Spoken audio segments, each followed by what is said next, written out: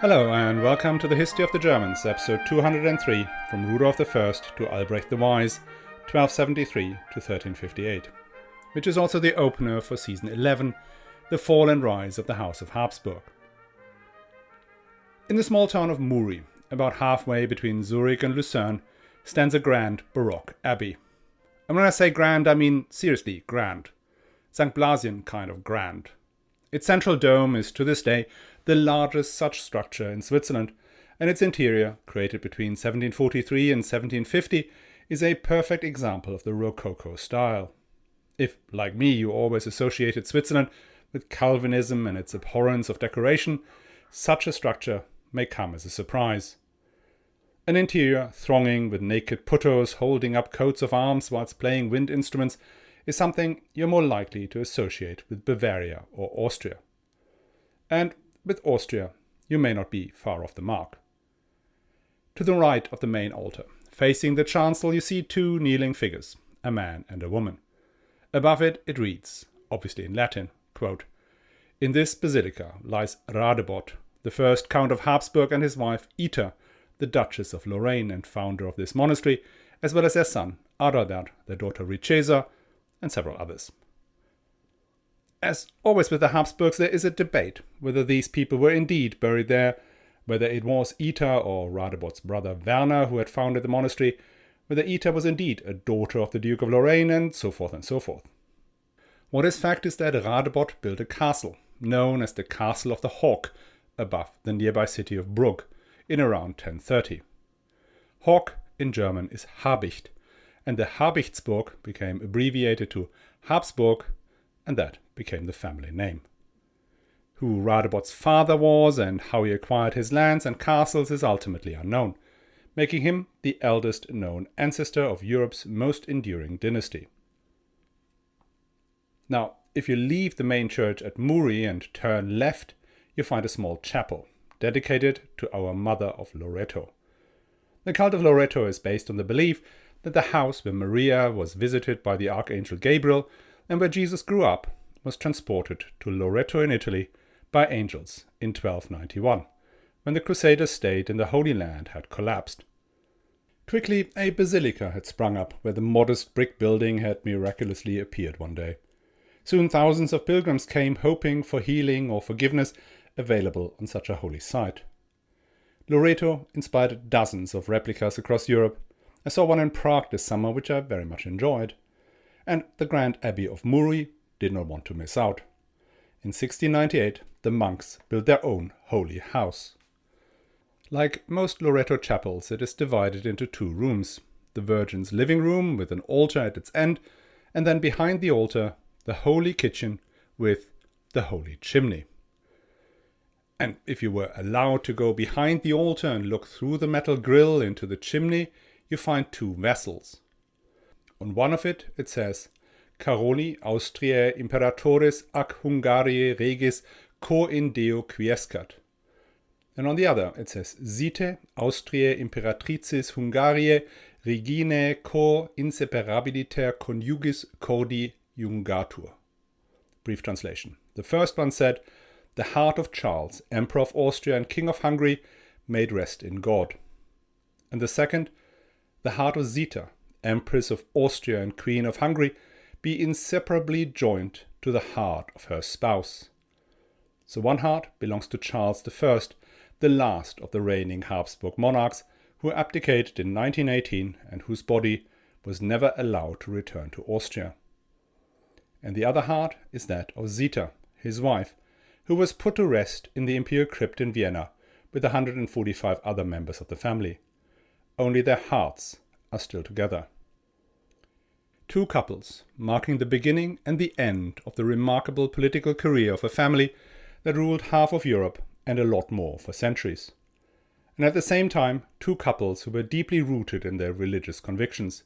Two very typical Habsburg couples, connected across 900 years. The Habsburgs made their first appearance at the top table of the European political scene more than 200 years after Radobot and Ita had founded or had not founded the great abbey at Muri. One of their descendants, Rudolf von Habsburg, was elected King of the Romans in 1273. Later on, Habsburg mythology will describe him as a poor count who rose to kingship on the back of merit and Christian humility. It is said that he had once handed over his horse to a priest so that he could reach the dying in time for the last sacrament. An act of enormous generosity, since a fully trained warhorse cost a fortune, and not every priest could be trusted to bring such a valuable item back. And Rudolf, we are told, could not afford such generosity. He was a man of modest means, whose simple coat drew the derision of the imperial princes draped in robes made from cloth of gold. But these, again, are just tales. Tales told to emphasize the family's piety and sobriety, manufactured in the great PR machine they kept humming along from their earliest days. In reality, the Habsburgs were very rich enough to be amongst the most significant backers of the Hohenstaufen Emperor Friedrich II when he cut his way to the imperial throne in 1212. Radobot's descendants had gained significant territories in Alsace, the Breisgau, and what is today German-speaking Switzerland, through the usual combination of ruthlessness, smart political maneuvering, and fecundity. But what had turbocharged their wealth was a bridge. This bridge across the Schöllenen Gorge was built around 1230 and opened up the Gotthard Pass, then and now one of the most important and shortest Alpine crossings. The Habsburgs controlled several of the cities at the foot of the mountain, including Lucerne, and acted as vicars over the Swiss cantons of Uri, Schwyz and Nidwalden, which covered the northern side of the pass. Tolls from this road allowed the family to fund further conquests across the former Duchy of Swabia and the Kingdom of Burgundy. Rudolf came into his inheritance when he was 22. Though the Hohenstaufen Emperor Friedrich II was still around, the whole structure was coming apart. Popes and emperors were at daggers drawn. In 1246 an anti-king was elected and imperial power was fading away.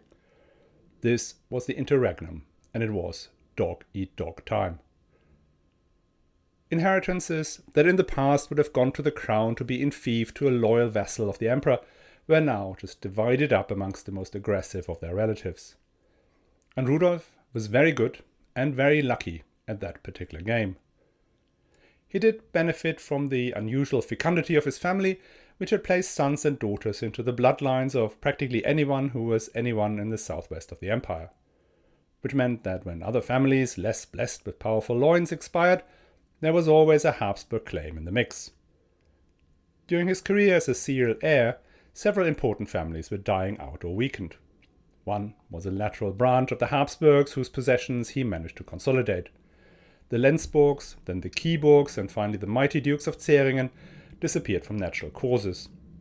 And whenever that happened, Rudolf of Habsburg was there, holding the marriage contract in one hand and the sword in the other, demanding his share of the spoils, until he had become the most powerful lord in Swabia.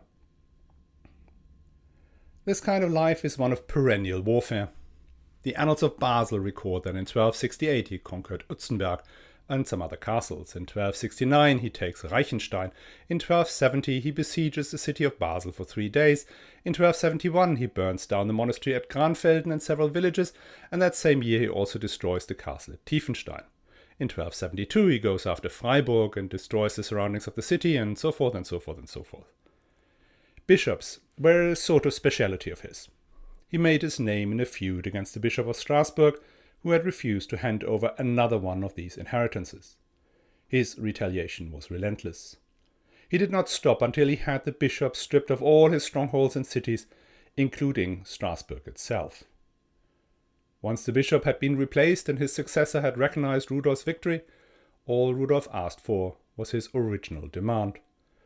The cities and strongholds he handed back, allegedly without even asking for a ransom payment. According to the chronicler, he did this to turn a foe into a friend and ally. This kind of behavior was extremely unusual in the Middle Ages, and it hints at a more general observation, that Rudolf was a strategic thinker well ahead of his time. Outwardly, he was warm and affable, but his engaging friendliness and outward humility covered a steely determination to win, and to win at all cost. Conventions of chivalry that ruled the behavior of Europe's elites to him were just that, conventions, guidelines to be observed in normal times, but that could be broken if the occasion demanded it. Rudolf von Habsburg was a very competent war entrepreneur and politician, and quite wealthy. But that does not make you a candidate for the throne of the Holy Roman Empire. There were dozens of such counts around, and more importantly, there were the imperial princes, who sported lineages that included the kings and emperors going all the way back to Charlemagne or even Clovis. Compared to that, Rudolf's descent from the Count Radobot made him distinctly nouveau riche. Making Rudolf king of the Romans was an unusual choice, and such an unusual choice required an unusual set of circumstances. For 23 years, there had been no effective king of the Romans, let alone emperor. Instead, there were two competing claimants, neither of whom spent much or any time in the Reich. This, amongst other things, prevented the largest and most populous state in Europe from providing meaningful assistance to the rapidly disappearing Kingdom of Jerusalem. Hence the papacy, which had created this chaos in the first place, now demanded that a proactive new emperor was elected who could then make his way to Jerusalem forthwith. There was no shortage of proactive men with vast fortunes and gold and men willing to take up the burden of kingship, but the wealth in men and material was also their problem. The most eminent imperial princes like the Duke of Bavaria, the Count Palatine on the Rhine, the Landgraf of Thuringia and the Duke of Saxony were all keen, but they realized that for one reason or another they might not get the vote. So they could live with someone else becoming king, but only as long as that someone wasn't one of their peers.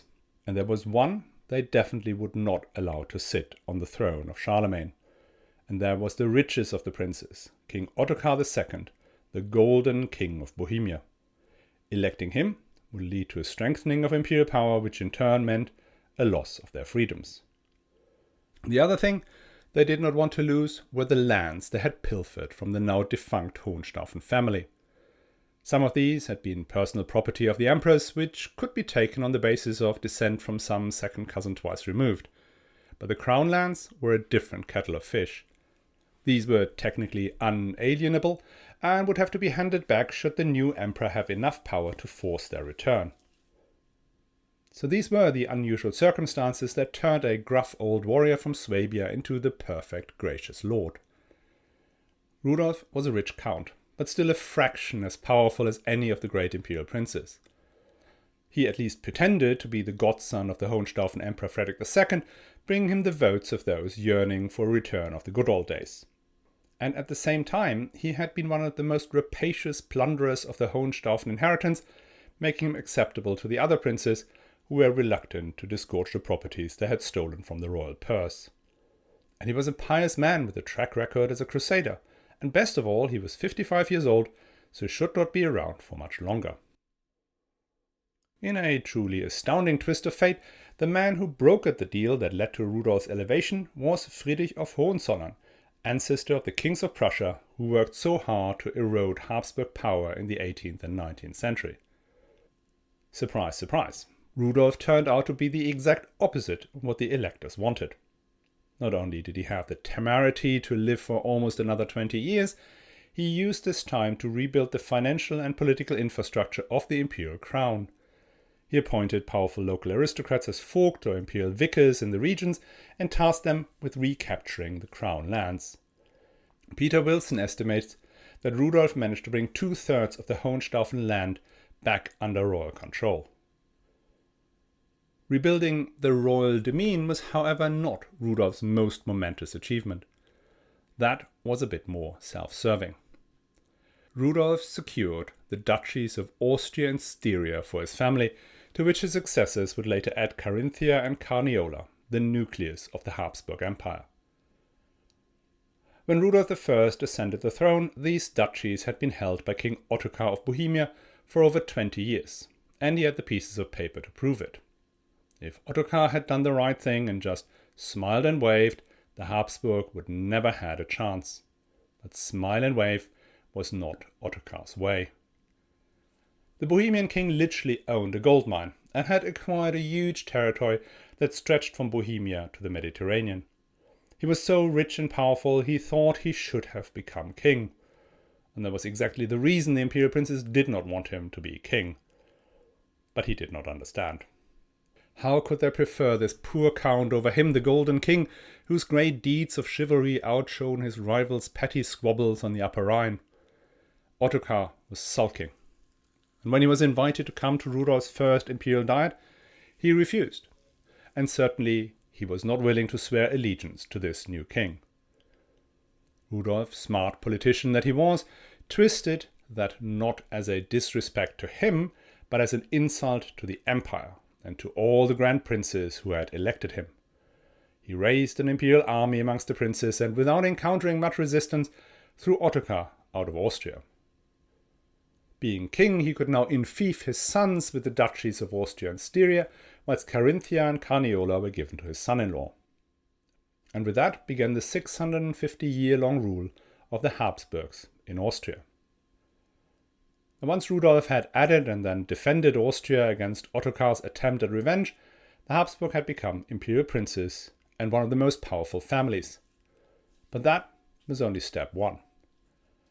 Rudolf's political plan from then on out was to create a new imperial dynasty, replicating the Hohenstaufen or even the Salians or Ottonians.